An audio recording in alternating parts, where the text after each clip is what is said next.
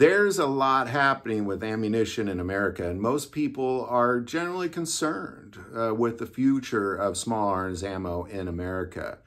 And the way you resolve that fear is you stock up, you stockpile the ammo that you're going to need. So I want to take a moment and address, well, how much ammo would you need? If you were going to stockpile ammo, at what point you can say, okay, I got enough?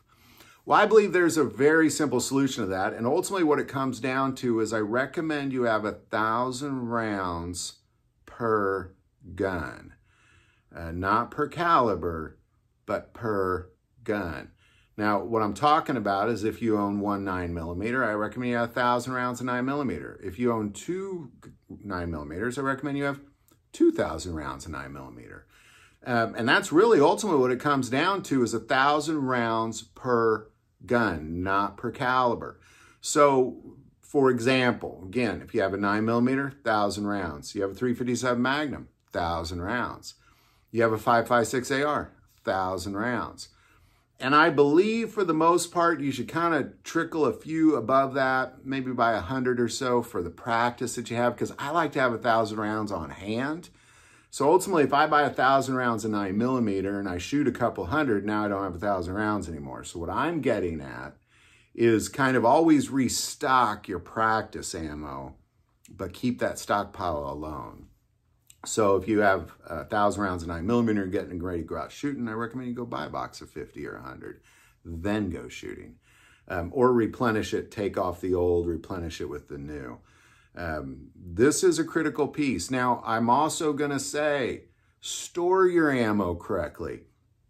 If you're stockpiling ammo, store it correctly.